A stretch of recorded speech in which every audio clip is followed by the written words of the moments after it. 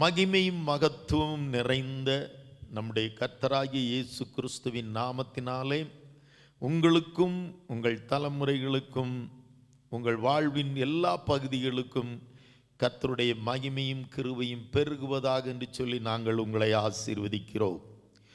பிரியமானவர்களே, மீண்டுமாக நாம் இந்த வருடத்திலே தியானித்து கொண்டு வருகிற டாபிக், தலைக்கட்டு அல்லது தலைப்பு என்று சொல்லுகிறது, அற்பமானவைகளை கொண்டு தேவன் அதிசயங்களை செய்கிறவராயிருக்கிறவர்.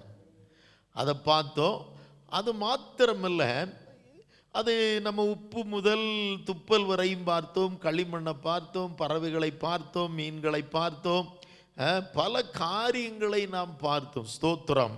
மரங்களை பார்த்தோம், எல்லாம் நிறைய காரியங்களை பார்த்தோம். இப்போ சமீபத்தில் நம்ம அற்பமான சில மனிதர்களை கொண்டும் தேவன் மகிமையான காரியங்களை செய்கிறவராயிருக்கிறார்.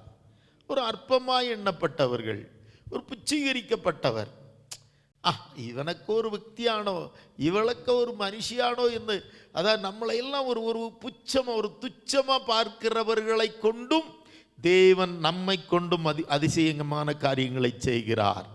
அல்லேலூயா. அதில் ஒரு சிறிய அடிமை பெண்ணை குறித்து நம்ம பார்த்தோம். அவளை கொண்டு ஒரு தேசத்தினுடைய படைத்தளபதியும் சேனாபதியுமாக இருக்கிற நாகமானுடைய குஷ்டரோகம் நீக்குவதற்கு தேவன் அந்த மகளை பயன்படுத்தினார். மாத்திரமல்ல, அவன் கர்த்தரே தெய்வம் என்று அவனை கர்த்தருடைய பிள்ளையாய் மாற்றுவதற்கும் தேவன் அந்த மகளை பயன்படுத்தினார். அதுபோல அன்னாளை பார்த்தோம், எப்தாவை பார்த்தோம். ஸ்தோத்திரம். நிறைய பார்த்துக்கிட்டு தான் இருக்கிறோம். நம்ம வாழ்க்கை புறக்கணிக்கப்பட்ட எப்தா தான். ஆனால் எந்த தேசம், எந்த ஜனங்கள் அவரை புறக்கணித்ததோ அதே தேசத்திலே அவர் சேனாபதியும் தலைவருமாய் சேனாதிபதியுமாய் மாற்றினார் கர்த்தர். ஆனால் அவர்கிட்ட இருந்த அந்த ஆவிக்குரிய ஒரு உறுதியை நான் உங்களோடு கூட சில ஆழமான காரியங்களை வேதத்திலிருந்து பகிர்ந்து கொண்டோம். இவைகளெல்லாம் வார வாரம் ஏதோ ஒரு செய்தியை கேட்கிறதாக நின்றுவிடக்கூடாது. நம்ம வாழ்க்கையில் அட்லீஸ்ட் 1% நாம் வளருகிறவர்களாய் காணப்பட வேண்டும். ஏன்னா எல்லா வாரமும் உங்களுக்கு ஒருவேளை அது கிடைக்கிறதுனால என்னமோ எனக்கு தெரியல, அற்பமா தெரியுதான்னு தெரியல. ஸ்தோத்ரம். Praise the Lord. ஆகையினால நம்முடைய வாழ்க்கையில் கிடைக்கிற செய்தியினுடைய ஒரு பகுதியாகிலும் 1% ஆகிலும் நம்முடைய இருதயத்தின் ஆழத்தில் அதை எழுதி கொள்ள வேண்டும். எப்தா புறக்கணிக்கப்பட்டவர் தான், ஆனால் தேவன் அவரை புறக்கணிக்கவில்லை, தேவன் அவரை தள்ளவில்லை. God never discarded him. ஏன்னா எப்தா அவனை சுற்றிலும் இருந்த ஜனங்கள், நண்பர்கள் எல்லாரும் துஷ்டன்மாராய் இருந்தாலும் எப்தா கர்த்தருக்கு பிரியமாய் வாழ்ந்தார். அல்லேலூயா. சுற்றில அவங்க நண்பர்கள், அவங்க எல்லாருமே எப்படி இருந்தாங்கன்னு சொன்னேன், ஒரு ஸ்கவுண்ட்ரில்ஸ், ரவுடிகளாய் இருந்தார்கள். ஆனால் எப்தா தேவனுக்கு பிரியமான ஒரு மகனாய் வாழ்ந்தார். அதனால நம்ம பாவம் செய்வதற்கு நம்ம சுற்றிலும் உள்ள ஜனங்களெல்லாம் சாக்கு போக்கு சொல்லக்கூடாது. அவளால் தான் நான் கெட்ட வார்த்தை பேசினேன், அவனால் தான் நான் தப்பு பண்ணேன், அவனை காரணமான ஞானிக்கு தெற்று செய்தது, இങ്ങനെ செய்தது, இன்னும் ஆராதனைக்கு வராதி போயது, എന്തെങ്കിലും ഒരു ഒളിവുകൾ, അവനെ കൊണ്ടാണ്, അവളെ കാരണം, അവനെ കാരണം, എൻ്റെ വൈഫിനെ കൊണ്ടാ, എൻ്റെ അമ്മാവിയമ്മയെ കൊണ്ട, എൻ്റെ മരുമോളെ കണ്ടാണ് ഇവർ ശരിയില്ല, അതുകൊണ്ട് ഞാൻ പ്രാർത്ഥിച്ചില്ല, അതുകൊണ്ട് ഞാൻ ബൈബിൾ വായിച്ചില്ല എന്ന് പറഞ്ഞാൽ ദൈവം അത് അംഗീകരിക്കുകയില്ല, കർത്താവ് അംഗീകരിക്കുകയില്ല. അവനാല எங்கள் வீட்டுக்காரரால் எப்தா எந்த சாகச்சரியம் சூழ்நிலை அவருக்கு மோசமாயிருந்தாலும் எப்தா கர்த்தருக்கு பிரியமாய் வாழ்ந்தார். அல்லேலூயா.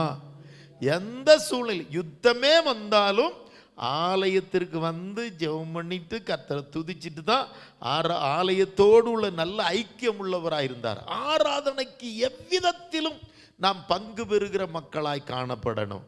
அதனால தான் எப்தா இங்கே நியாயாதிபதிகள்மார் 11 புறக்கணிக்கப்பட்டாலும் எபிரேயர் 11 அவருடைய பேர் விசுவாச வீரர்களின் லிஸ்டிலே கர்த்தர் எழுதி வைத்திருந்தார். கர்த்தரை மகிமைப்படுத்துவோமா? அல்லேலூயா. நாமும் அற்பமானவர்கள் தான். நம்மெல்லாம் எல்லாம் பை பெர்த்தில் நம்மெல்லாம் பெரிய பில்லியனரும் இல்லை, பெரிய சௌந்தரியவான்களும் அழகானவர்களும் டேலண்டட் பீப்புள்ஸும் இல்லை. நம்மளும் அற்பமாக எண்ணப்பட்டவர்கள் தான். தாழ்ந்த குடும்பத்திலும் ஆமீன், மோசமான சூழ்நிலையிலும் பிறந்து வளருகிறவர்கள் தான். ஆனால் நம்மை கொண்டும் கர்த்தர் பெரிய காரியங்களை உங்களை கொண்டும் செய்ய முடியும். உங்களுக்கும் செய்ய முடியும், உங்களை கொண்டு சபைக்கும் தேசத்திற்கும் செய்ய முடியும். அப்படி செய்ததிலே இன்றைக்கு ஒரு மகனை நம்ம பார்க்க போகிறோம். அவர் அந்த இஸ்ரவேல் கோத்திரங்களிலே ஒரு அற்பமாய் எண்ணப்பட்ட கோத்திரத்தில் பிறந்தவர் தான். அவர் தன்னை குறித்து என்ன சொல்லுகிறார் நம்ம பார்ப்போமா? ஒரு நாள் கர்த்தர் அவரை தேடி வந்தபோது அவர் தன்னை குறித்து என்ன சொல்லுகிறார்? நியாயாதிபதிகள் 6:15. அதற்கு அவன், அதாவது கிதியோன், என் ஆண்டவரே, நான் இஸ்ரவேலை எதினாலே ரட்சிப்பேன்? இதோ மனாசேயில் என் குடும்பம் மிகவும் எளியது, என் தகப்பன் வீட்டில் நான் எல்லாரிலும் சிறியவன் என்றான். நமக்கு மலையாளத்திலையும் ஒன்று வாய்ക്കാം. கிதியோன் அவனோடு, தூதனோடு, ஐயோ കർത്താവേ, ഞാൻ ഇസ്രായേലിനെ എങ്ങനെ രക്ഷിക്കും? ഞാൻ ഇസ്രായേലിനെ എങ്ങനെ രക്ഷിക്കും? മനശ്ശയിൽ എൻ്റെ കുലം എളിയതും, എൻ്റെ കുലം എളിയതും എൻ്റെ കുടുംബത്തിൽ വെച്ച് ഞാൻ ചെറിയവനുമല്ലോ എന്ന് പറഞ്ഞു. Praise the Lord. ചെറിയവനും, ഞാൻ എളിയവനും ചെറിയവനും, എൻ്റെ കുടുംബமும் எளிய குடும்பம், அதாவது வீக்கஸ்ட் கிளான் என்று இங்கிலீஷில் சொல்லப்பட்டிருக்கிறது. Weakest family and least person. Gideon was the weakest and least in the society, but God used him mightily. But கர்த்தர் அவரை பயன்படுத்தினார். நம்முடைய வாழ்க்கையிலும் கூட, நம்ம குடும்பங்கள்ல எல்லாம் கூட நம்ம ஒரு பலவீனமானவங்களா இருக்கலாம். வீக்கஸ்டுக்கு பல மீனிங் அங்கே இருக்கு. மலையாளத்தில் எளியவன் சொல்லி இருக்கு, பிரைஸ் எல்லாம். தமிழ்லையும் அது எளியவன் தான் இருக்கு, இங்கிலீஷில் வீக்கஸ்ட் இருக்கு, பலகீனன் இருக்கு. இப்படி பல காரியங்கள் இருக்கிறது. ஸ்தோத்திரம். ஆனால் அவருடைய பேரும் அந்த கிதியோனும், நீங்கள் அதே எபிரேயர் 11:32 எடுத்து படித்து பாருங்க. எபிரேயர் 11:32 அந்த விசுவாச வீரர்களுடைய அந்த லிஸ்டில் அவர் பேர் தான் முதல்ல இருக்கும். அந்த வசனத்தில் அவர் பேர் தான் முதல்ல இருக்கும். பின்னும் நான் என்ன சொல்லுவேன்? கிதியோன், பாராக், சிம்சோன், யெப்தா, தாவீது, சாமுவேல் என்பவர்களின் தீர்க்கதரிசிகளை குறித்து விவரம் சொல்ல வேண்டுமானால் காலம் போதாது. இனி എന്ത് പറയേണ്ടോ? ഗിദിയോൻ, ബാരാക്ക്, ശിംശോൻ, യിഫ്താഹ്, ദാവീദ് എന്നിവരെയും ശമ്മൂവേൽ മുതലായ പ്രവാചകരെയും കുറിച്ച് വിവരിപ്പാൻ സമയം പോരാ. അവരൊക്കെയും വിശ്വാസത്തിൽ എന്ത് ചെയ്തു? അവർ രാജ്യങ്ങളെ അടക്കി നീതിയെ നടപ്പിച്ചു, വാഗ്ദത്തം പ്രാപിച്ചു, ആമേൻ, വാഗ്ദത്തം വായി അടച്ചു. യെസ്, മതി. ஒத்தனை காரியங்கள் தெய்வம் அவரை கொண்டு செய்து, அவர் முகாந்திரம் செய்து. நல்ல கவனிக்கணும் கர்த்தருடைய பிள்ளையே. அற்பமாய் மனாஸ் அங்கே என்ன சொல்றாரு? நான் ரொம்ப எளியவன். நான் யாருங்க? என் குடும்பமும் ஒரு எளிய குடும்பம். அது பேர் சொல்கிற அளவுக்கு எங்கள் குடும்பத்தில் ஒன்றுமே கிடையாது. நாங்கள் ஒரு தரித்திரிய குடும்பம், நாங்கள் ஒரு பலகீனமான குடும்பம். எங்கள் தேசத்திலே மனாச கோத்திரத்தில் எங்கள் வம்சத்திலே நாங்கள் மோசம், ஒரு எளிய குடும்பம். அந்த குடும்பத்தில் நான் எல்லாருக்கும் இளையவன், லீஸ்ட் பர்சன் அப்படின்னு சொல்லும் பொழுது கர்த்தர் அவரை, கிதியோனை, விசுவாச வீரர்களின் லிஸ்டில் எழுதினார். என் அருமையான கர்த்தருடைய பிள்ளைகளை, இவருடைய ஆவிக்குரிய வளர்ச்சியை நம்ம ஒன்று கொஞ்சம் பார்க்கணும். அதே தான் நம்ம இவருடைய வாழ்க்கையில் பார்த்தோம், யெப்தாவுடைய வாழ்க்கையில் பார்த்தோம். கடந்த கொஞ்ச நாள், ஒரு 4-5 வாரத்துக்கு முன்னால் கிதியோனோடு கூட இருந்த 300 பேரை குறித்து நான் சொன்னேன். கர்த்தர் 32,000 பேரில் 300 பேரை மாத்திரம் எக்காலம் ஊதுவதற்காக என்ன செய்தார்? தெரிந்தெடுத்தார்னு சொன்னேன். இன்னைக்கு அவருடைய லீடர், அந்த 300 பேருக்கு தேவன் தெரிந்து கொண்ட ஒரு லீடரை குறித்து பார்க்க போகிறோம். என் அருமையான கர்த்தருடைய பிள்ளை, ஒரு ரகசியத்தை சொல்றேன். நீ பிறந்த குடும்பத்தை தேவன் பார்ப்பதில்லை. குடும்பத்திலையும் எப்படிப்பட்ட எளிய குடும்பமா, தரித்திரிய குடும்பமா, மோசமான குடும்பமா, வீடு இருக்கா, வாசல் இருக்கா, படித்த தாயா தகப்பனா, அல்லனா எதுன்னெலாம் கர்த்தர் பார்க்கறது இல்லை. உன் குடும்பத்திலே நீ எப்படிப்பட்ட சகோதரனா சகோதரின்னா அவர் பார்க்கறது இல்லை. உன்னுடைய சரீர பிரகாரமான இந்த வேர்ல்ட்லி எலிஜிபிலிட்டிஸ் அவர் பார்க்கிறதே கிடையாது. லோகபரமான ஒரு கழிவுகளை அவர் நம்முடைய ஜீவிதத்தில் பார்ப்பதில்லை. அவர் என்ன காரியங்களை பார்க்கிறார்னு பார்த்தோம்னா, நாம் சிந்திக்காத சில காரியங்களை கர்த்தர் பார்க்கிறார். அல்லேலூயா. கர்த்தர் பயன்படுத்தணும்னா இந்த அற்பமான காரியங்களை நம்ம ஜாக்கிரதையா இருக்கணும் என்பதை குறித்து சில காரியங்களை சொல்லுகிறேன். நல்ல கவனிக்கணும். ஒரு நல்ல தேவனுடைய சமூகத்தில் நல்ல பயன்படுத்துகிற பெரிய ஊழியக்காரங்க எல்லாமே உலக பிரகாரமான காரியத்திலும் சின்சியரா இருந்திருப்பாங்க, பங்க்சுவலா இருந்திருப்பாங்க. இந்த பங்க்சுவாலிட்டியும் சின்சியாரிட்டியும் பின்பற்றாதவன் உலக வேலையிலும் குடும்பத்திலும் படிப்பிலும் எல்லா காரியங்களிலும் அந்த பங்க்சுவாலிட்டி சின்சியாரிட்டியும் ஏதோ தொழிலில் இருந்தவங்களை தான் கர்த்தர் ஃபியூச்சர்ல மினிஸ்ட்ரிலையும் எடுத்து பயன்படுத்தி இருப்பார். அல்லேலூயா. சின்ன காரியமானாலும் வீட்டில் அதான ஒரு சாதாரண அற்பமான வேலை தான் நீ நினைப்பன்னா கர்த்தர் அதை பார்க்கிறார். என் மகன் வீட்டில் எப்படி சுத்தம் பண்ணுறான், இல்லைன்னா அவனுடைய காரியங்கள் எப்படி இருக்கு, அவன் ஒருவேளை அவன் சாப்பிட்ற பிளேட்டை கூட எப்படி நல்லா நீட்டாக வைக்கிறான், இல்லைன்னா அவனுடைய பெட்டு எப்படி இருக்கு, இல்லைன்னா அவன் செய்கிற ஒவ்வொரு சின்ன வேலை, அவன் வச்சிருக்கிற ஒரு சின்ன வாகனமும் எப்படி இருக்குங்கிற, அவன் எவ்வளவு நீட்டாக மெயின்டைன் பண்ணுறாங்கிறத பார்க்குறாரு. உங்கள் ட்ரெஸ்ஸை எப்படி நீட்டாக அடித்து வைக்கிறீங்கன்னு பார்க்குறாரு. நீங்கள் நினைக்கிறீங்க அதெல்லாம் பார்க்கலன்னு சொல்லி. கர்த்தர் உன்னுடைய வீட்டிற்குள் இருந்துதான் உன்னை அதாவது அந்தரங்கத்தில் இருந்துதான் அரங்கத்திற்கு கொண்டு வருவார். இந்த அந்தரங்க வாழ்க்கையில் இருந்துதான் அரங்கம், அதான் ஸ்டேஜ். அரங்கம் என்பது என்னது? ஸ்டேஜுக்கு கொண்டு வருவார். அந்தரங்க வாழ்க்கையில் நீ குடும்பத்தில் உன்னுடைய அந்த தமிழ் ஒரு பழம் சொல்லுவாருங்க, அந்தரங்கத்தில் ஆடி தான் எங்கே வர முடியுமாங்க, அரங்கத்துக்கு வர முடியுமாங்க. ப்ராக்டிஸ் எங்கே தான் எடுக்கணும்? அந்தரங்கமாக எடுப்போம். நம்ம சீக்ரெட் பிளேஸில் எடுப்போம், நம்ம வீட்டில் எடுப்போம், இல்லைனா ஸ்கூலில் எடுப்போம், இல்லைனா ஏதோ ஒரு ட்ரைனிங் சென்டரில் எடுப்போம். அதுக்கப்புறம் தான் நம்ம ஸ்டேஜ் பெர்ஃபார்மன்ஸுக்கு வருவோம். நம்முடைய வாழ்க்கையில் இந்த கிதியோனுடைய காரியங்களில் என்னத்தை கர்த்தர் கவனித்து பார்த்தார்னு நம்ம பார்க்க போகிறோம். ஏன் கர்த்தர் அவ்வளோ 12 கோத்திரங்களில் இந்த மனாசை கோத்திரத்தையும், இந்த மனாசை கோத்திரத்தில் ஒரு சிறிய ஃபேமிலியில் ஒரு சிறிய மனுஷனை தெரிந்தெடுத்தார் ஒரு பெரிய யுத்தத்தை செய்வதற்கு? அல்லேலூயா. இந்த நாட்களில் என்ன நடக்குதுன்னா, கிதியோன் காலத்தில் மிதியானியர்கள்ட்ட ஒரு ஜாதி இருந்தாங்க. இந்த மிதியானியர்கள் இஸ்ரவேல் ஜனங்கள் கர்த்தருக்கு விரோதமாக பாவம் செஞ்ச உடனே இஸ்ரவேல் ஜனங்களை கர்த்தர் எடுத்து மிதியானியர் என்கிற ஜாதிகளின் கையிலே அவர்களை விற்று போட்டார். யெகோவாவுக்கு எப்பொழுதெல்லாம் இவர் அனிஷ்டமாயது செய்தோ அப்பொழுதெல்லாம் அவரை எடுத்து சத்ருவின் கையில் அவர் விற்கும் கர்த்தாவு. நமக்கு சில நேரங்கள் அப்படி சம்பவிக்க கூடாது. வித்துட்டார்னா போச்சு, விற்று போட்டார், இல்லைன்னா ஒப்பு கொடுத்தார்னு சொல்லியிருக்கோம். Delivered that Israel people into the enemies hand. ஒப்பு கொடுத்துறார், இல்லைன்னா விற்று போடுறார், சோல்ட் அவுட். நம்முடைய வாழ்க்கையிலும் இப்படி இருந்த காலகட்டத்தில் தான் இவர்கள் கர்த்தரை நோக்கி நிலவிழிக்கிறாங்க, கூப்பிடுறாங்க. அந்த டைமில் தேவன் சுற்றி சுற்றி சுற்றி சுற்றி பார்க்குறாரு. 12 கோத்திரத்தில் ஒரு ஆளு கூட இவருடைய கண் பார்வைக்கு ஒரு பங்க்சுவாலிட்டியும் இல்லை, சின்சியாரிட்டியும் இல்லை. ஒருத்தங்கிட்ட இங்கே கர்த்தரை தேடுறதில்ல. எல்லாரும் தேடுனாங்க, கர்த்தரை நோக்கி கூப்பிட்டாங்க. ஆனால் கர்த்தர் ஒரு நாள் ஒரு மனிதனை கண்டுபிடித்தார், ஒரு சீக்ரெட் பிளேஸில். அதில் சில காரியங்களை நம்ம ஸ்டெப் பை ஸ்டெப்பாக பார்க்க போகிறோம். கிதியோனை தேவன் ஏன் எடுத்து பயன்படுத்தி அவன் ஒரு பதறுகிற மனுஷனாயிருந்தான், ஒரு பேடியாயிருந்தான், பேடிக்கிறவனாயிருந்தான், பயப்படுகிறவர்களாய் இருந்தார், ஒரு வாலிபனாயிருந்தார். ஆனால் அவனை கர்த்தர் பராக்கிரமசாலி என்று அழைக்கிறார். அல்லேலூயா. கர்த்தர் அவனை பார்த்து என்ன சொன்னார் சொல்லுங்க?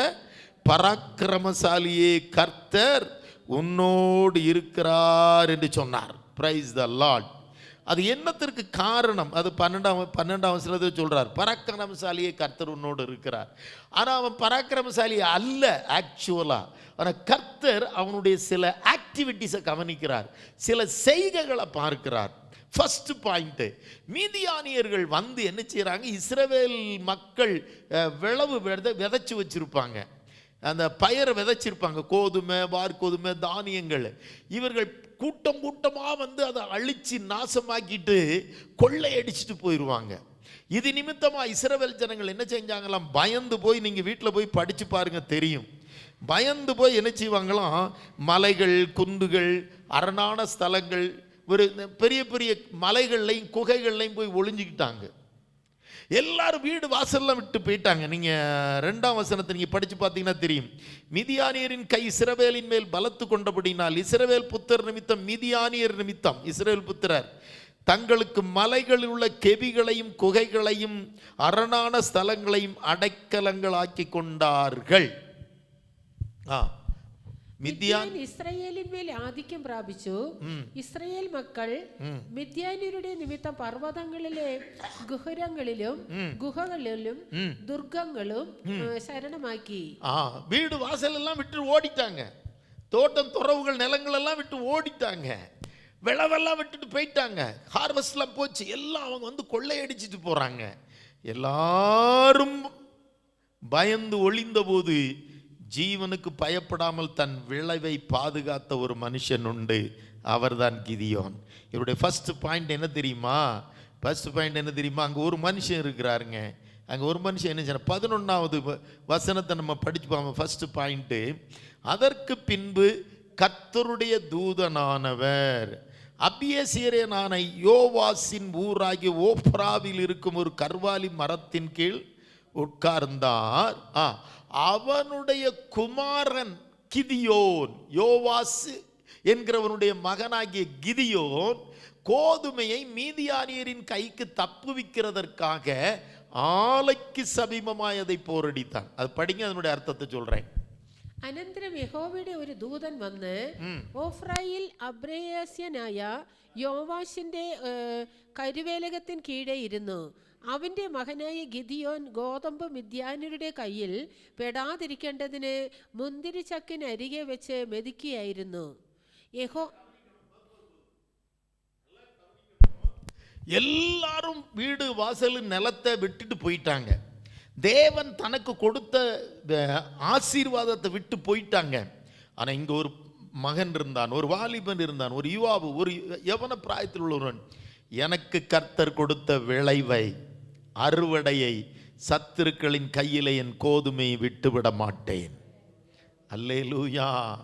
எப்படியாவது நான் அதை வீட்டிற்கு கொண்டு வருவேன் என்று சொல்லி யூசுவலா த்ரெஷிங் ஃப்ளோரில் தான், அதாவது இந்த களம்னு சொல்லுவாங்க, போரடிக்கிற களம், த்ரெஷிங் ஃப்ளோர். அது மலையாளத்தில் மிதிக்கின ஸ்தலம், தானியங்களை மிதிக்கின ஸ்தலம், த்ரெஷிங் ஃப்ளோர்.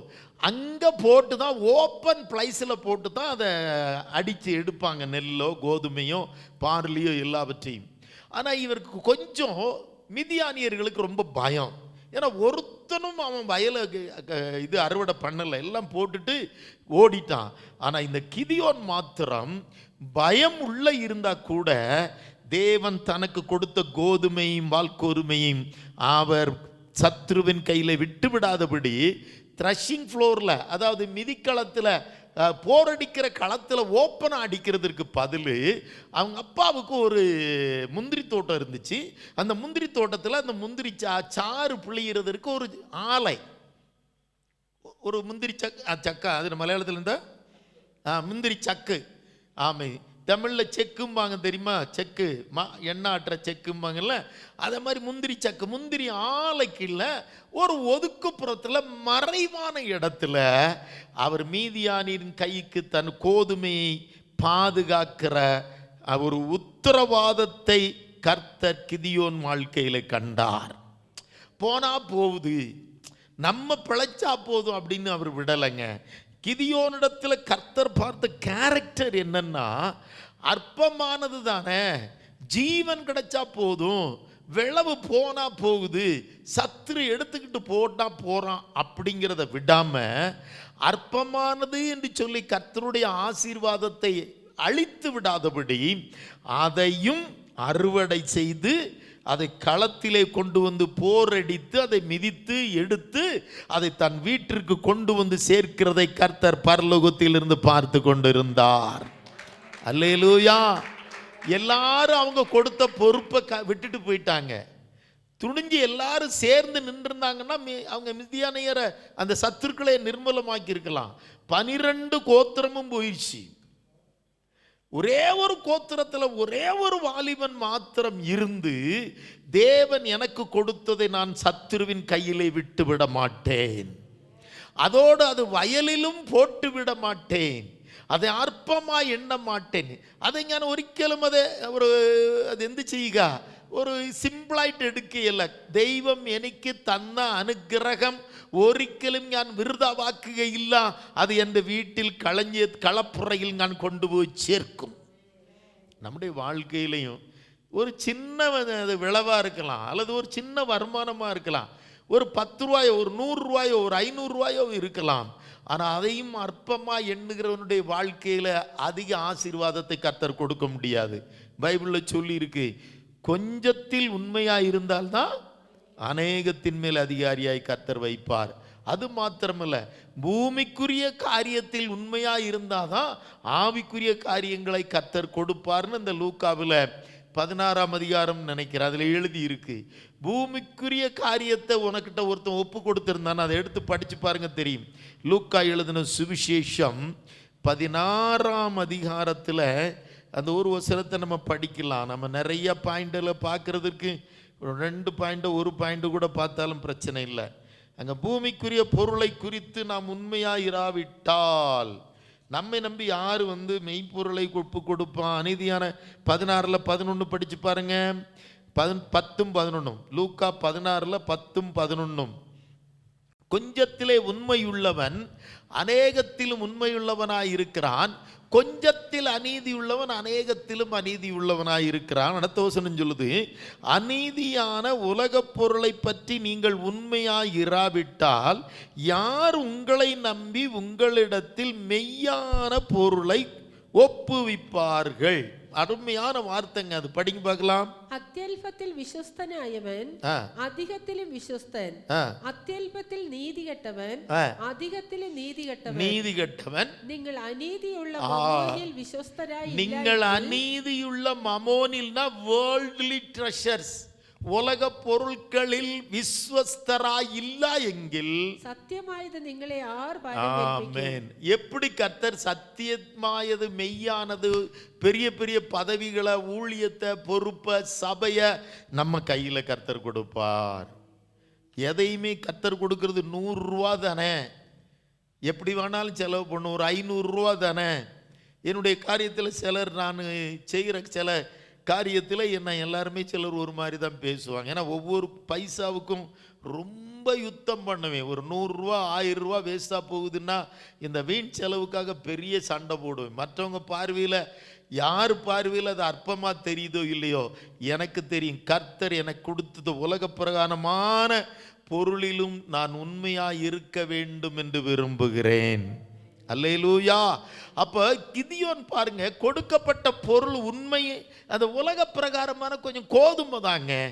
ஆனால் அதை சின்சியராக அதை அறுவடை செய்து அதை கொண்டு வந்து அதை இந்த ஆலையில் வச்சு மிதித்து எடுத்து அதை களஞ்சியத்திற்கு கொண்டு வருகிற ஒரு உண்மை உள்ள சின்சியாரிட்டியான ஒரு உண்மை உள்ள கருத்தான ஒரு இருதயம் இருந்ததினாலே கர்த்தர் இவனையே தெரிந்து கொள்ள வேண்டும் என்று அவனை தேடி வந்தார்.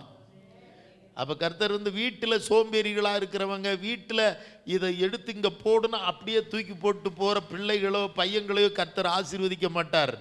உலக பிரகாரமாக நீ உன் வீட்டில், உன் தோட்டத்தில், உனக்கு கொடுக்கப்பட்ட தொழிலில், படிப்பில், குடும்பத்தில் எப்படி இருக்கிறீங்கன்னு பார்த்து தான் ஃப்யூச்சரில் உன்னத இடங்களில் கர்த்தர் நம்மை உயர்த்துவார். இதெல்லாம் ஒரு வேலையா? அதை தூக்கி அங்கன போடு, இதை தூக்கி இங்கன போடு.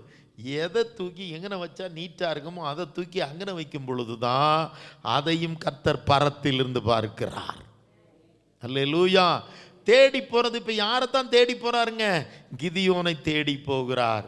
ஏன்னா எல்லாரும் அற்பமாக எண்ணி விட்டு அந்த கோதுமை மணியை பிரைஸ் எல்லாம் போனால் போகுது, ஜீவன் கிடைச்சா போகுதுன்னு சொல்லி வயலிலே விட்டுவிட்ட கோதுமை மணியை, அந்த தானியத்தை இவர் அற்பமாக எண்ணவில்லை. கர்த்தர் எனக்கு கொடுத்ததை நான் களஞ்சியத்தில் கொண்டு வந்து சேர்ப்பேன் என்று சொல்லி சின்சியராக அந்த வேலையை செய்தபடியினால ஒரு ஃபெய்த்ஃபுல் பர்சனை, ஒரு சின்சியர் பர்சனை கர்த்தர் அந்த இடத்துல கண்டுபிடித்தார். அல்லேலூயா. அப்போ தான் சொல்கிறாரு. அப்போ சொல்லும்போது என்ன சொல்கிறாருன்னா, நான் உன்னை அனுப்ப போகிறேன், நான் மீதியானியரை இஸ்ரவேலின் கைக்கு நீங்களாக்கி ரட்சிப்பாயின்னு சொல்லும்போது தான் அவர் அங்க என்ன சொன்னார்னு பார்க்கிறோம். பராக்கிரமசாலியே கர்த்தர் உன்னோடு இருக்கிறார். 12ஆம் வசனத்தில் என்ன சொல்லியிருக்கு சொல்லுங்க. அந்த 6:12 பராக்கிரமசாலியே கர்த்தர் உன்னோடு இருக்கிறார். யாருங்க? பராக்கிரமசாலி யெகோவா நின்னோடு கூட உண்டு. அப்போ எந்த வேலையை, அற்பமான உலக வேலையையும் நீங்கள் உண்மையாக செஞ்சீங்கன்னா உங்களை பார்த்து கர்த்தர் 2 அனுக்கிரகங்களா பிளஸ்ஸிங்கு தர்றாரு. ஒன்று, உன்னை பார்த்து பராக்கிரமசாலின்னு சொல்கிறார். அடிக்கிறது போர் அடிக்கிறது தான், களஞ்சியத்தில் இந்த தானியத்தை அறுக்கிறது தான், ஒரு கொழுந்து எடுக்கிறது தான், ஒரு ஸ்வீப்பிங் வேலை தான், ஒரு கிளீனிங் வேலை தான். ஆனால் அந்த வேலையை உண்மையாக செஞ்சதுனால, ஒரு விறகு பொறுக்கி எடுத்து அடுக்கி வைக்கிற வேலை தான். ஒரு விறகை கொண்டு வந்து அப்படியே போடுறது வேற இருக்குது, விறகை கொண்டு வந்து ஒரு இடத்துல நீட்டாக அடுக்கி வைக்கிறது வேற இருக்குது. துணிகளெல்லாம் கொண்டு வந்து அள்ளி போடுறது ஒன்று இருக்குது, அதை எடுத்து நீட்டாக அடுக்கி வைக்கிறதையும் அவர் பார்க்கிற தேவனாக இருக்கிறார். ஆக இப்போ நல்ல கவனிங்க, இவருக்கு 2 பேர் கொடுக்குறாரு. செய்கிற வேலை சின்ன வேலை. ஆனால் கர்த்தர் அவரை பார்த்து சொல்கிறாரு, எல்லாவனும் பேடிகளாக பதறி விட்டு விட்டு ஓடின நேரத்தில் நீ இந்த வேலையை நீ அற்பம் என்று எண்ணி ஓடாதபடிக்கு, நீ இதை செய்கிறபடினாலே, ஜீவனுக்கு பயந்து ஓடாதபடிக்கு செய்கிறபடினாலே நீ பராக்கிரமசாலி என்று கர்த்தர் சொல்லுகிறார். அல்லேலூயா. 2வது, அந்த உண்மையாய் அந்த உலக வேலையும், அவங்க அப்பாவுக்கு கொடுக்கப்பட்ட அந்த சொந்த தோட்டத்து வேலையும், அந்த வயல் வேலையும், அந்த பரம்பு வேலையையும், அந்த கதிர் அடிக்கிற வேலையும் உண்மையாய் செய்ததுனால அவர் சொல்றார், கர்த்தர் உன்னோடு இருக்கிறார். அப்போ நீங்கள் உலக பிரகாரமான வேலையை உண்மையாக செஞ்சீங்கன்னா கூட உங்கள் கூட யார் இருப்பா? ஆமாங்க, யோசேப்பு கூட கர்த்தர் இருந்தார். ஏன் தெரியுமா? அது ஒரு தனி சப்ஜெக்ட். இப்போ சும்மா சொல்லிடுறேன். அடுத்த வீட்டில் வீட்டு வேலை செஞ்ச பொழுதும் கூட அவர் உண்மையாய் செய்தார், சின்சியராக செய்தார். அதனால கர்த்தர் அவரோடு இருந்தார். அப்போ உலக வேலை தானே, வீட்டில் இருக்கிற வேலை தானே, ஒரு தூத்து வாடுற வேலை தானே, இல்லை துணியை துவைச்சி போடுறது வேலை தானே, பாத்திரங்களை அடுக்கி வைக்கிற வேலை தானே, இதெல்லாம் பெரிய காரியமா? அதை பார்த்து தான் கர்த்தர் உன்னோடு இருக்கணுமா இருக்க வேண்டாமா, அதை உண்மையாய் செல்லாமல் நீட்டாக செய்யாமல் அதை அற்பமாக எண்ணுகிறவனோடு கூட கர்த்தர் இருப்பதில்லை. அல்லேலூயா. அப்போ கர்த்தர் என்னோடு இருக்கணும்னா என்ன வேலை செஞ்சாலும் சரி, இது தோட்டத்து வேலையோ, வீட்டு வேலையோ, ஆஃபீஸ் வேலையோ, படிக்கிற வேலையோ, எந்த வேலை செஞ்சாலும் சரி நீட்டாக செய்யணும். அப்போ கர்த்தர் அப்படிப்பட்ட மக்களோடு கூட என்ன செய்கிறார்? இருக்கிறார். உடனே இவர் சொல்றாரு, அடுத்த பாயிண்ட், 2வது பாயிண்ட், இவர்கிட்ட கர்த்தர் பார்த்த ஒரு பெரிய நல்ல காரியம். உடனே இவர் என்ன சொல்றார் தெரியுமா? அப்போ கிதியோன் சொல்றார், 13ஆம் வசனத்தை நீங்க படிச்சு பாருங்க, தெரியும். நான் படிக்கிறேன். அப்பொழுது கிதியோன் அவரை நோக்கி, கர்த்தருடைய தூதனை நோக்கி, என் ஆண்டவனே, கர்த்தர் எங்களோடு இருந்தால் இவையெல்லாம் எங்களுக்கு நேரிடுவானேன் அப்படின்னு சொல்லிட்டு, கர்த்தர் எங்களை எகிப்திலிருந்து கொண்டு வரவில்லையா? இங்க இருக்கிற சரித்திரத்தை நான் சொல்றேன், நல்லா கவனிங்க. கர்த்தர் எங்களை எகிப்திலிருந்து கொண்டு வரவில்லையா என்று எங்கள் பிதாக்கள் எங்களுக்கு விவரித்து சொன்ன அவருடைய அற்புதங்கள் எல்லாம் எங்கே? இப்பொழுது கர்த்தர் எங்களை கைவிட்டு மீதியானியரின் கையில் எங்களை ஒப்பு கொடுத்தாரே என்றான். வாய்க்காம். ഗിദിയോൻ അവനോട്, അയ്യോ യജമാനനെ, യഹോവ നമ്മോട് കൂടെ ഉണ്ടെങ്കിൽ നമുക്ക് ഇതൊക്കെ ഭവിക്കുന്നത് എന്ത്? യഹോവ നമ്മെ മിസ്രയീമിൽ നിന്ന് കൊണ്ടുവന്നു എന്ന് നമ്മുടെ പിതാക്കന്മാർ നമ്മോട് അറിയിച്ചിട്ടുള്ള അവന്റെ അത്ഭുതങ്ങളൊക്കെയും എവിടെ? ഇപ്പോൾ യഹോവ നമ്മെ ഉപേക്ഷിച്ചു മിദ്യാന്യരുടെ കയ്യിൽ ഏൽപ്പിച്ചിരിക്കുന്നുവല്ലോ എന്ന് പറഞ്ഞു. നല്ല கவனிக்கணும். இஸ்ரவேல் ஜனங்கள் ஏகதேசம் எகிப்திலிருந்து வந்து நூற்றுக்கணக்கான வருஷங்கள் ஆயிடுச்சு. இந்த டைம்லலாம் இஸ்ரவேல் ஜனங்கள் எகிப்திலிருந்து வந்து பல 100 வருஷங்கள் ஆயிடுச்சு. ஆனால் 2வது பாயிண்ட்டு, இவருக்கு ஒரு நல்ல ஒரு அறிவு இருந்ததுங்க. இஸ்ரவேல் ஜனங்களின் சரித்திரத்தையும், கர்த்தர் அவர்களை எகிப்திலிருந்து விடுவித்த விதங்களையும், கர்த்தர் அவருக்கு செய்த அற்புதங்களையும், அந்த அற்புதங்களை செய்த கர்த்தரையும் குறித்துள்ள அறிவிலே அவர் வளர்ந்தவராயிருந்தார். இதை நான் இன்னும் வெளிப்படையாக சொல்ல போனேன், ஓப்பனாக டிரான்ஸ்பரண்டாக சொன்னால், கர்த்தரை அறிகிற அறிவிலே அவர் வளர்ந்திருந்தார். He grown in the knowledge of God and His work. கர்த்தரை அறிகிற அறிவு, கர்த்தர் இருந்தார். முற்பிதாக்கன்மார் உபதேசிச்சு சொன்னதை கேட்டு கேட்டு கேட்டு கர்த்தர் இருக்கிறார். அவர் செங்கடலை பிளந்தார். இஸ்ரவேல் ஜனங்களெல்லாம் 10 வாதைகளை அடித்து பார்வோனை நொறுக்கி வெளியே கொண்டு வந்தார். அவர் பயங்கர பராக்கிரமங்கள் அற்புதங்களை எல்லாம் செய்தார் என்று சொல்லி முற்பிதாக்கள் சொன்ன அந்த உபதேசத்தை அப்படியே மனசில் வச்சிருந்தார். இன்னொரு விதத்தில் சொல்ல போனா, இவர் கர்த்தரை குறித்தும் அவர் செய்த யெகோவாவை குறித்தும் அவன் அற்புதங்களை குறித்தும் இவன் கேட்ட பிரசங்கம் இவன் உள்ளில் உண்டாயிருந்த அவன் மறந்துடலாம். கேட்ட பிரசங்கத்தை மனதிலே வைத்திருந்த ஒரு நல்ல ஒரு வாலிபனாய் காணப்பட்டார். நம்முடைய வாழ்க்கையிலும் கர்த்தருடைய பிள்ளைகளே, இரண்டாவதாக தேவன் நம்ம பயன்படுத்தணும்னு சொன்னா, அவர் குறித்து கேட்கிற பிரசங்கம் நம்முடைய மனசில் நிற்கணும். அதை மறக்கிறவர்களாக இருக்கக்கூடாது. திருவசனத்தை கேட்கிறவர்களாய் மாத்திரமல்ல, அதன்படி செய்கிறவர்களாய் இருக்கணும். கர்த்தர் குறித்து பிரசங்கத்தை கேட்கிறோம். 10 பிரசங்கத்தில் ஒரு 2 பிரசங்கம் தான் நம்முடைய இருதயத்தின் ஆழத்தில் என்ன செய்யணும்? பதிஞ்சு இருக்கணும். என் கர்த்தர் யார்? அவர் கிதியோனையும் உயர்த்தினவர், அவர் பாராக்கை உயர்த்தினவர், அவர் யோசேப்பை உயர்த்தினவர். ஆமென், ஹல்லேலூயா. அவர் தாவீதை உயர்த்தினவர், அவர் புழுதியிலே குப்பையிலே கிடக்கிறவர்களை உயர்த்துகிறவர், அன்னாளின் ஜெபத்தை கேட்டவர் அப்படின்னு நம்ம சொல்லும்போது இருதயத்தின் ஆழத்தில் அந்த ஆழங்களில் நம்முடைய இந்த வசனங்கள் பதிஞ்சிருக்கணும். அதை மனசில் வச்சுக்கிடணும். அதை சொல்லி கர்த்தர்ட்ட போராடணும். சொல்றாரு, வந்து தூதன்ட்டு சொல்றாரு, இதெல்லாம் நாங்கள் கேட்டிருக்கிறோம், நான் விசுவாசிக்கிறேன். நம்முடைய கர்த்தர் பெரியவர்னு எங்கள் முற்பிதாக்கள் சொல்லி இருக்கிறாங்க. செங்கடலை பிளந்தவர்னு சொன்னாங்க. எரிகோல 10 வாதை, எகிப்தில் 10 அற்புதங்களையும் வாதைகளை நடப்பித்து எங்களை விடுவிச்சவர்னு சொன்னாங்க. யோர்தானை பிரித்தவர்னு சொன்னாங்க. எரிகோ கோட்டை தகர்த்தவர்னு சொன்னாங்க. அந்த கர்த்தரை நான் விசுவாசிக்கிறேன். ஆனால் இப்போ அவர் எங்கே? இப்போ எனக்கு பதில் வேணும். இப்போ அவருடைய அற்புதங்கள் எங்கே? Now I want to see his miracle right now in my life. அந்த தேவனை நான் இப்போ அனுபவிக்கணும். அவரை காணுமேன்னு வேதனைப்படுறார். அவரெல்லாம் எங்கே? இப்போ எங்களை கைவிட்டுட்டாரே. அப்படின்னா அர்த்தம் என்ன? நான் கர்த்தரை அனுபவிக்க விரும்புகிறேன். அவருடைய அற்புதங்களை காண விரும்புகிறேன். அவருடைய பலத்த செய்கைகளையும் வல்லமையான பிரவர்த்திகளையும் சர்வசக்தன் அவருடைய வல்லமையுள்ள செயல்களையும், ஆமென், ஹல்லேலூயா, வீரிய പ്രവൃത്തികളെയും ഞാൻ ഇപ്പോൾ കാണുവാൻ ആഗ്രഹിക്കുന്നു, അനുഭവിക്കുവാൻ ഇച്ഛിക്കുന്നു എന്ന് പറഞ്ഞവൻ പ്രാർത്ഥിക്കുക. நமக்கு ஒரு பிரசங்கத்தை கேட்டால் அப்படி மறந்துட்டு போயிடக்கூடாது. அதை மனசில் வச்சுக்கணும். அப்படி வச்சிருந்தீங்கன்னா நீங்களே கர்த்தர்ட்ட நேரடியாக ஜெபிக்க முடியும். உங்களுக்கு ஊழியக்காரன்னு ஒரு பாஸ்டர் எங்கேயோ இருந்து ஜெபிக்கணும், இல்லை இங்கேருந்து ஜெபிக்கணும். நீ வீட்டில் ஒரு பிரச்சனை வந்துச்சுன்னா அந்த கர்த்தரை குறித்த அறிகிற அறிவில் நீங்கள் வாழ்ந்துருந்தீங்கன்னா அந்த கர்த்தருடைய நம்முடைய ஆண்டவருடைய சக்தியும் பலமும் வசனத்தின் ஆழங்களும் உங்கள் மனசில் இருந்துச்சுன்னா அப்போவே நீங்கள் ஜெபிக்கலாம். அப்போவே நீங்கள் ஜெபிக்கலாம். அப்பவே அந்த வியாதிக்கு ஜெபிக்கலாம், பிசாசை விரட்டலாம், அப்பவே ஒரு அற்புதத்துக்கு ஜெபிக்கலாம். அற்புதங்கள் நடக்கும். நீ கர்த்தருடைய அற்புதங்களை காண்பாய். அல்லேலூயா.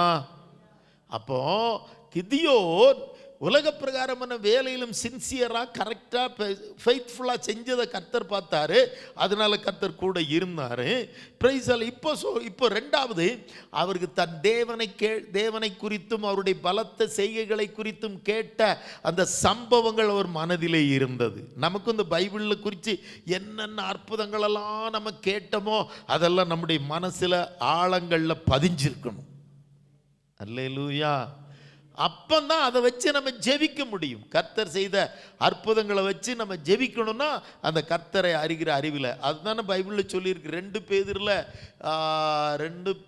2ஆம் அதிகாரத்தில் நினைக்கிறேன். ஸ்தோத்ரா. 2 பத்ரோஸ் 2ல் 2ஆம் வசனத்தை 3ஆம் வசனத்தை நீங்கள் படித்து பார்த்தீங்கன்னா தெரியும். நம்முடைய கர்த்தராயும் அவரை அறிகிற அறிவிலை வளர்ந்தீர்களானால் நிறைய ஆசீர்வாதம் உங்களுக்கு இருக்கு. 2 பேதுரு 1ஆம் அதிகாரமா? 2 பேதுரு 1ஆம் அதிகாரத்தில் 2ஆம் வசனத்தை 3ஆம் வசனத்தை ஒன்று படித்து பாருங்க. தேவனையும் நம்முடைய கர்த்தராகிய இயேசுவையும் அறிகிற அறிவினால் உங்களுக்கு கிருபையும் சமாதானமும் பெருக கடவது. அடுத்த வசனம் சொல்லுது, தம்முடைய மகிமையினாலும் காருண்யத்தினால் நம்மை அழைத்தவரை அறிகிற அறிவினாலே ஜீவனுக்கும் தேவ பக்திக்கும் வேண்டிய யாவற்றையும் அவருடைய திவ்ய வல்லமையானது நமக்கு தந்து கொண்டு இருக்கிறது. படிக்கலாம். ദൈവത്തിന്റെയും നമ്മുടെ കർത്താവായ യേശുവിന്റെയും പരിജ്ഞാനത്തിൽ നിങ്ങൾക്ക് കൃപയും സമാധാനവും വർദ്ധിപ്പിക്കുമാറാകട്ടെ. തന്റെ മഹത്വത്താലും വീര്യത്താലും നമ്മെ വിളിച്ചവന്റെ പരിജ്ഞാനത്താൽ അവന്റെ ദിവ്യശക്തി ജീവനും ഭക്തിക്കും വേണ്ടിയതൊക്കെയും നമുക്ക് ദാനം ചെയ്തിരിക്കുന്നുവല്ലോ. Praise the Lord. അവരെ അറിகிற அந்த பரிஞானம், the knowledge of God automatically bless you. கர்த்தரை அறிகிற அறிவில் வளரவே நீ வளர வளர நீங்கள் ஆட்டோமேட்டிக்காகவே கர்த்தர் உங்களை ஆசீர்வதிப்பாராம். அந்த கர்த்தரை அறிகிற அறிவிலே நீங்கள் வளர்ந்து ஆசீர்வதிக்கப்படுவீங்க. என் கர்த்தர் யார்? சர்வ ஞானி, சர்வ வல்லவர், சர்வ வியாபி, அவரால் செய்ய முடியாத அதிசயமான காரியம் ஒன்றும் இல்லை. அப்போ கேட்ட பிரசங்கத்தில் நம்ம ஞாபகம் வச்சுக்கிடணும், அதில் வளரணும், அடுத்து அதை அனுபவிக்கணுங்கிற வாஞ்சை இருக்கணும். கிதியோன் சொல்கிறாரு, இப்போ அந்த அற்புதங்களை எல்லாம் எங்கே ஆண்டவரே? இப்போ அந்த அற்புதங்களை எல்லாம் எங்கே? நான் அனுபவிக்க நான் வாஞ்சிக்கிறேன். என் ஜனங்களை மீதியானின் கையில் ஒப்பு கொடுத்து விட்டீரே, விடுதலையாக்கணுமே என்கிற ஒரு பாரம் அவருக்குள்ளே இருந்தது. அப்போ கர்த்தரை அறிகிற அறிவும் அவருடைய வசனத்தை குறித்த அறிவும் அவர் கேட்ட பிரசங்கத்தை ஞாபகத்தில் வைத்திருந்தபடியினால் நாமும் பிரசங்கத்தை என்ன செய்யணும்? வசனங்களை என்ன செய்யணும்? கர்த்தரையும் கர்த்தரை குறித்து கேட்கிற வார்த்தைகளையும் நாம் ஞாபகத்தில் வைத்து கொள்ளணும், மறந்து விடக்கூடாது. இந்த செய்திகள் உங்கள் இருதயத்தின் ஆழத்தில் பதிஞ்சிருந்ததுன்னா எந்த காலத்திலையும் இது உங்களுக்கு உபகாரமாக இருக்கும், உதவியாக இருக்கும், நீங்கள் ஜெபிப்பதற்கும் நீங்கள் பதிலை பெற்றுக்கொள்வதற்கும் பிரயோஜனமாக இருக்கும். இப்போ கர்த்தர் சொல்கிறார், ஓகே, நீ இருக்கிற பலத்தோடு போ, நீ மீதியானியரின் கைக்கு நீ இஸ்ரவேலை நீங்களாக்கி ரட்சிப்பாயின்னு சொல்கிறார். அப்போ தான் அவர் சொல்கிறார், நான் எளியவனும் நான் சரியவனுமாக இருக்கிறேன். அதெல்லாம் இப்போ எனக்கு வேண்டாம். அடுத்த பாயிண்ட் என்ன அப்படின்னால், மூணாவது பாயிண்ட்டு, அதோடு இன்னைக்கு நான் முடிக்கிறேன், அதுவே போதுமானதாக இருக்கும். உடனே இவர் கிதியோன் என்ன செய்கிறாருன்னா, அப்போ நீர் உண்மையிலே கர்த்தர் தான் அப்படின்னா எனக்கு சந்தேகம் இருக்குது. ஏன்னா இப்போ ரொம்ப நாளாக கூட இல்லை, நீர் இங்கே இருக்கிற இடத்துல இரு, நான் உனக்கு ஒரு பலி கொண்டு வரேன், காணிக்க கொண்டு வரேன் அப்படின்னு சொல்லிட்டு போய் ஒரு ஆட்டுக்குட்டியை பிடிச்சி அதை பலி செலுத்தி கொண்டு வர்றாரு அந்த தூதன்கிட்ட. தூதன் அதை என்ன செய்கிறாருன்னா அந்த இடத்துல அதை வைக்க சொல்கிறார், அந்த ஒரு இடத்துல வைக்க சொல்கிறாரு. தூதன் என்ன செய்கிறாரு? பிரைஸ் எல்லாம் தன்னுடைய கையில் ஒரு கோல் வச்சிருக்கிறார், ஒரு வடி.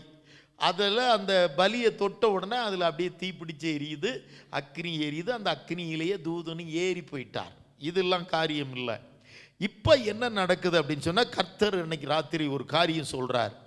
உடனே ஆண்டவர் சொல்கிறார், உனக்கு சமாதானம், நீ பயப்படாத, நீ கர்த்தரை கண்டதுனால செத்து போவன்னு நினைக்காத, உனக்கு சமாதானம் சொன்னோன்னே கர்த்தர் என்ன சொல்கிறாருன்னா, அன்று ராத்திரியில், இப்போ 6:25 நம்ம படிக்க போகிறோம், 6:25, அன்று ராத்திரியிலே கர்த்தர், நியாயாதிபதிகள் 6:25, கர்த்தர் கிதியோனை நோக்கி, நீ உன் தகப்பனுக்கு இருக்கிற காளைகளில் 7 வயதான 2ஆம் காளையை கொண்டு போய் உன் தகப்பனுக்கு இருக்கிற பாகாலின் பலிபீடத்தை தகர்த்து அதன் அருகே இருக்கிற தோப்பை வெட்டி போட்டு, அடுத்த அதில் என்ன தொடர்ந்து, வெட்டி போட்டு அந்த கற்பாறையின் உச்சியிலே பாங்கான ஒரு இடத்திலே உன் தேவனாகிய கர்த்தருக்கு ஒரு பலிபீடத்தை கட்டி அந்த 2ஆம் காளையை கொண்டு வந்து நீ வெட்டி போட்ட தோப்பினுடைய கட்டை விறகுகளின் மேல் சர்வாங்க தகனமாக பலியிட கடவாய். கர்த்தர் ஒரு காரியம் சொல்றார். അന്ന് രാത്രി യഹോവ അവനോട് കൽപ്പിച്ചത്, നിന്റെ അപ്പന്റെ ഇളയ കാളയെ 7 വയസ്സുള്ള 2ആമത്തെ കാളയെ കൊണ്ടുചെന്ന് നിന്റെ അപ്പനുള്ള ബാലിൻ ബലിപീഠത്തെ ഇടിച്ച്, നിന്റെ അപ്പൻ ഒരു വിഗ്രഹ കോയിൽ വിഗ്രഹ അമ്പലം കെട്ടി വെച്ചിരിക്കുക. இஸ்ரவேல் ஜனங்கள் பாருங்களேன், குலதெய்வ கோயில் கெட்டி வச்சு கும்பிட்டுக்கிட்டு இருக்கான் அவன் வீட்டில் இருந்த ஒரு தோப்புக்குள்ள. ഇടിച്ച് അതിനരികെയുള്ള അശേര പ്രതിഷ്ഠയെ വെട്ടിക്കളയുക. നീ ദുർഗത്തിന്റെ മുകളിൽ നിന്റെ ദൈവമായ യഹോവയ്ക്ക് നിയമപ്രകാരം ഒരു യാഗപീഠം പണിത് ആ 2ആമത്തെ കാളയെ എടുത്ത് നീ വെട്ടിക്കളയുന്ന അശേര പ്രതിഷ്ഠയുടെ വിറക് കൊണ്ട് ഹോമയാഗം കഴിക്കാം. Praise the Lord. நல்ல கவனிங்க. இதுதான் முக்கியமான பாயிண்ட். இதுவும் எல்லாமே இதுவும் முக்கியமான பாயிண்ட். இப்போ கர்த்தர் சொல்றாரு, எப்பா இங்க வா, உங்க அப்பனே என்னை விட்டுட்டு வேற தெய்வம் பாகாலுக்கு கோயில் கட்டி உங்க அப்பனுக்கு இருக்கிற ஒரு பெரிய தோப்புக்குள்ள வச்சு கும்பிட்டுக்கிட்டு இருக்கிறான். நீ ஒன்று செய், உங்க அப்பாவுக்கு நிறைய ஆடு காளைகள்லாம் நிறைய இருக்குல்ல, அதுல 2வது காளையை எடு. அதுக்கு வயசு எத்தனை? 7. இங்க ஒரு ரகசியத்தை நான் உங்களுக்கு சொல்லிடுறேன். கிதியோனுடைய வீட்டில் இருக்கிற காளமாட்டுக்கு வயசு கூட கர்த்தருக்கு தெரியும்னா, உன் வயசு கர்த்தருக்கு தெரியுமா தெரியாதா? நடக்க வேண்டிய வயசுல எல்லாம் நல்லபடியாக நடக்கும். நிறைய பேர் நம்ம புலம்புவோம், இந்த அம்மாமார் மேக்சிமம் அம்மாமார் தான் புலம்புவோம், என் பிள்ளைக்கு வயசாகிட்டே போகுது, கல்யாணம் வரல, மாப்பிள்ளை வரல. சோத்திரம், பிரைஸ் த லார்ட். கிதியோன் வீட்டில் இருக்கிற ஒவ்வொரு காளமாட்டுக்கும் வயசு எவ்வளவுன்னு கர்த்தருக்கு தெரியுது பாருங்க. உன் வீட்டில் இருக்கிற கோழி குஞ்சுக்கும் காளைக்கும் வயசு கர்த்தருக்கு தெரியுமானால், உனக்கு கர்த்தர் கொடுத்த பெண் பிள்ளைக்கும் ஆண் பிள்ளைக்கு உரிய வயசை கர்த்தர் அறிவார். எதை எந்தெந்த நேரத்தில் அதை அந்தந்த நேரத்தில் செய்வார். அதுபோல் உங்களுக்கு வயசாகிட்டு போகுது, ஐயோ எனக்கு 60 ஆயிடுச்சு, 65 ஆயிடுச்சு, 70 ஆகிட்டு போகுது, பலவீனமாகுது. அதான் சொல்லிட்டல, காளமாட்டினுடைய வயசு கர்த்தருக்கு தெரியும்னா, உங்க வயசு எல்லாம் நம்ம வயசு எல்லாம் கர்த்தருக்கு தெரியும். அந்தந்த வயதிற்கு ஏற்ற விதத்தில் நம்மை ஆசீர்வதிக்கிற கர்த்தர், நம்முடைய தேவைகளை சந்திக்கிற கர்த்தர், நம்முடைய பிள்ளைகளை ஆசீர்வதிக்கிற கர்த்தர். படிக்க வேண்டிய வயசுல படிக்க வைப்பார், விவாகம் நடத்த வேண்டிய வயசுல விவாகத்தை நடத்தி கொடுப்பார், வேலை கிடைக்க வேண்டிய வயசுல வேலையை தருவார். காளமாட்டின் வயதை அறிந்த கர்த்தர் என்னுடைய வயசையும் அறிந்து வைத்திருக்கிறார், உங்களுடைய வயதையும் அறிந்திருக்கிறார். பயப்படாதீங்க. வயசான உங்க வயதையும் அறிந்திருக்கிறார், வளர்ந்துகிட்டு இருக்கிற உங்க வயதையும் அறிந்திருக்கிறார், உங்க பிள்ளைகளுடைய வயதையும் கர்த்தர் அறிந்திருக்கிறார். அல்லேலூயா. இப்ப 2வது காளையை எடு. நீ உங்க அப்பாவுக்கு இருக்கிற அந்த விக்கிரக கோயிலை இடி. அவன் ஒரு மரத்தினால ஒரு விக்கிரகம் செஞ்சு வச்சிருக்கான், அர்ஷேர பிரதிஷ்டா. Praise the Lord. அது உட்டன் இமேஜ்னு இருக்கும், இங்கிலீஷில் நினைக்கிறேன், உட்டன் இமேஜ். அதை வெட்டி நொறுக்கி போடு. அதை வச்சே, அந்த விக்கிரகத்திற்குரிய கட்டைகளை வச்சே இந்த காளையை ஒரு பலிபீடம் கட்டி அந்த கட்டைகளை வச்சே நீ தகன பலியாக செலுத்துன்னு கர்த்தர் சொல்றார். Price the Lord. நல்ல கவனிக்கணும். அப்போ முதல்ல அவர் செய்ய வேண்டியது என்ன செய்ய சொல்றாருன்னா, உன் வீட்டை நீ சுத்திகரிப்பாயாக. எதை சுத்திகரிக்கணும்? நம்ம வெளியே போய் யுத்தம் பண்றதுக்கு முன்னால நம்முடைய வீடு சுத்திகரிக்கப்படணும். நம்முடைய வீட்டில் பிசாசு இருக்கிற வீடா இருக்கக்கூடாது. இவங்க வீட்டில் விக்கிரக கோயில் இருந்துச்சு, நம்ம வீட்டில் இன்னைக்கு டிவின்னு ஒன்று சாதனம் இருக்கு பார்த்தீங்களா, அது பெரிய பிசாசுக்குரிய கோயில். அது அதை நீ சரி பண்ணாம உன் வீட்டுக்குள்ள கர்த்தர் வரமாட்டார். சிலருக்கு விக்கிரகம் செல்போனு, அந்த செல்போனை சரி பண்ணாம கர்த்தர் வரமாட்டார்.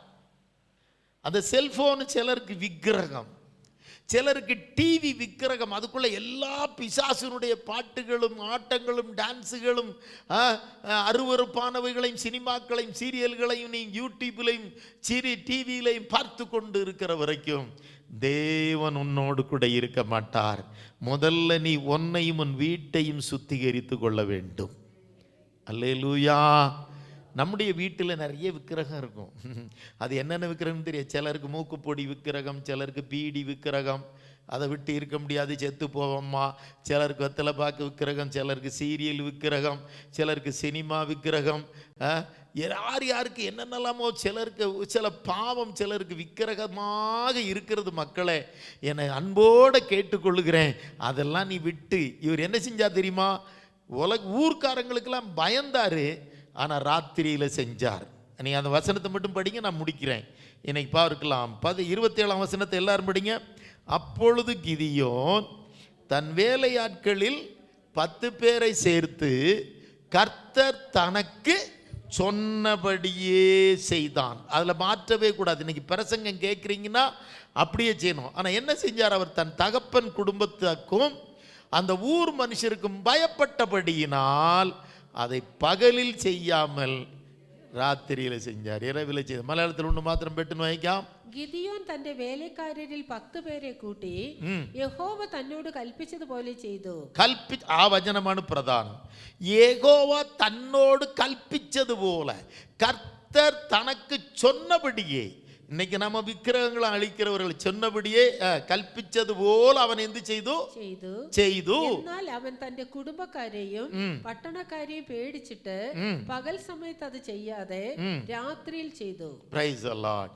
இதுதான் அதுக்கப்புறம் நடந்தது போல. நல்லா கவனிக்கணும். நம்ம வாழ்க்கையிலும் சில காரியங்கள் ஆண்டவர்கிட்ட சாக்கு போக்கில் சொல்லக்கூடாது. அவர் இது வெட்டு தூர போடுன்னா போட்டுருணும். நான் கொஞ்சம் கொஞ்சமாக விட்டுருவேன். சொல்லுவாங்க, சில பாவத்தை கொஞ்சம் கொஞ்சமாக விட்டுருவேன். முதல்ல 10 சிகரெட் அடித்தா அப்புறம் 5 அடிப்பேன், 4 அடிப்பேன், 3 அடிப்பேன், 2 அடிப்பேன், 1. Price the Lord. மரணம் கொஞ்சம் கொஞ்சமாக வராது, டப்புன்னு வந்துட்டு போயிடும். புரியுதா உங்களுக்கு? அது சிலர் சில காரியங்களை விடுவதற்கு நம்ம ஒரு ப்ரோக்ராம் போட்டிருக்கோம், சாட்டு போட்டிருக்கோம். கொஞ்சம் கொஞ்சமாக விட்டுருவேன், கொஞ்சம் கொஞ்சமாக விட்டுருவேன். என் அருமையான சகோதரனை சகோதரியே, இந்த சாயந்தர வேளையில் அல்லது இந்த ஆராதனை வேளையில் உங்களை அன்போடு கேட்டுக்கொள்ளுகிற காரியம், கர்த்தருக்கு பிடிக்காத சில விக்கிரகங்கள் உங்களிடத்தில் காணப்படலாம்.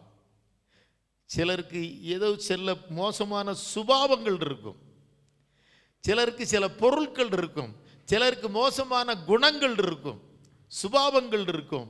இதெல்லாம் எடுத்து போட்டு கர்த்தர் உங்களுக்கு சொல்லுகிறபடி நீங்கள் உங்களை சுத்திகரித்து கொள்ளுங்கள்.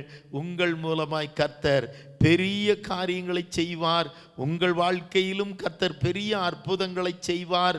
உங்களை கொண்டும் தேவன் பெரிய அற்புதங்களை செய்வார். உங்களுடைய பேர் ஜீவ புஸ்தகத்திலும் ஞாபக புஸ்தகத்திலும் பரலோகத்தில் இருக்கிற அத்தனை புஸ்தகத்திலும் உங்களுடைய பேர் எழுதப்பட்டு, ஆமீன், பேர் கூப்பிடும் நேரத்திலே உங்களுக்கு ஜீவ கிரீடத்தையும் நீதியின் கிரீடத்தையும் கொடுப்பதற்கு கர்த்தர் உண்மையும் நீதியும் உள்ளவராயிருக்கிறார்.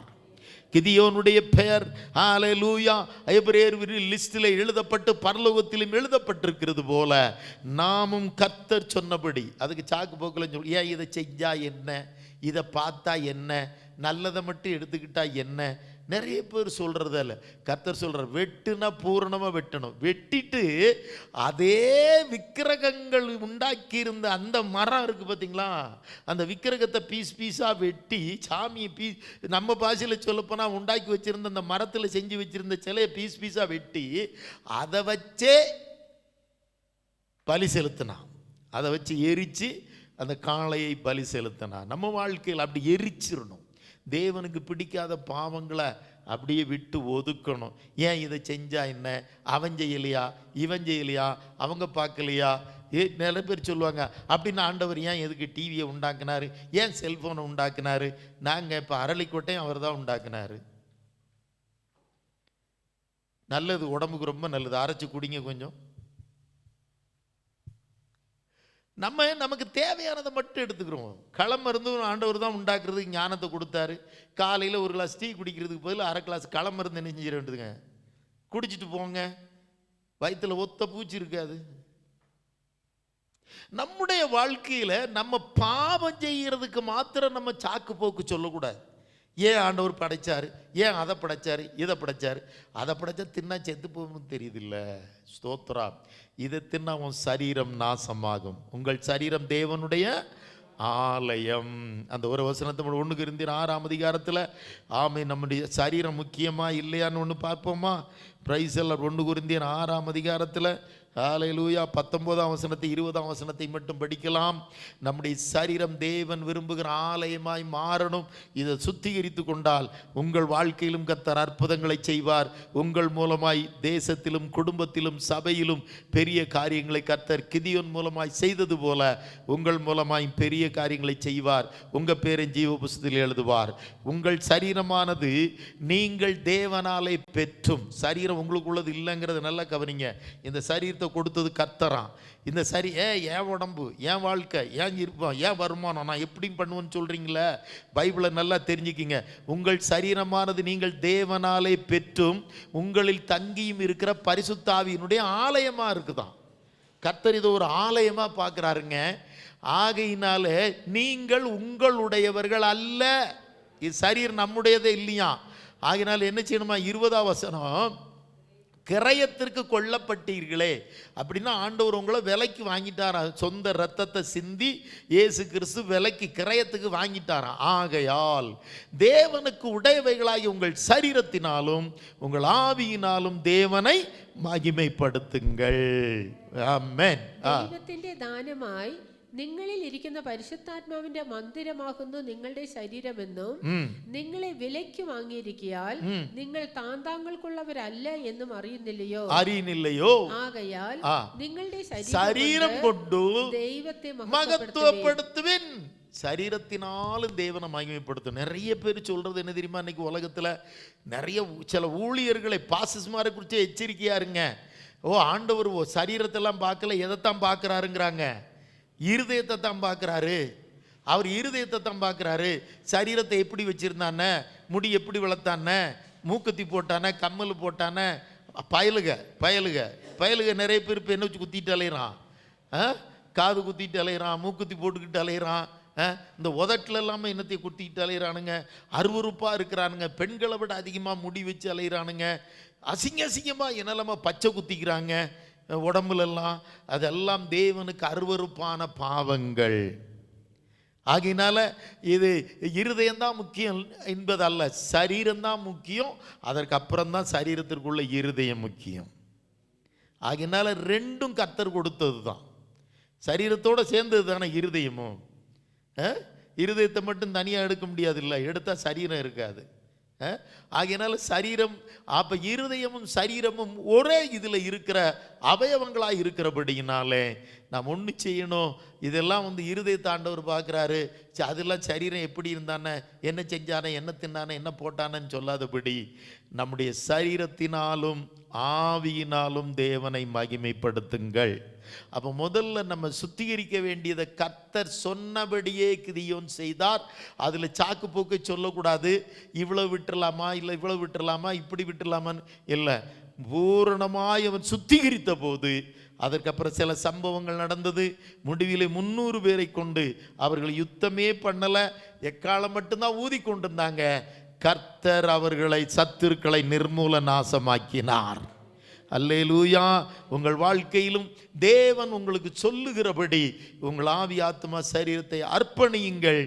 அதன் பிற்பாடு பாருங்கள், உங்கள் வாழ்க்கையிலே கர்த்தர் பெரிய அற்புதங்களையும் அதிசயங்களையும் செய்வார். இந்த நாளில் ஒரு காரியத்தை சொல்லுகிறேன். உங்களுடைய வயதும் உங்கள் பிள்ளைகளுடைய வயதும் கர்த்தருக்கு தெரியும். செய்ய வேண்டியவர்களை அதினதின் காலத்திலே அவர் நேர்த்தியாய் செய்வார். கர்த்தருடைய பிள்ளைகளாய் வாழ்ந்து அவருடைய அதிசயங்களை அனுபவித்து நம்முடைய பேரும் தேவனுடைய புஸ்தகங்களிலே எழுதப்பட கர்த்தர் நமக்கு அனுக்கிரகம் செய்வாராக. God bless you.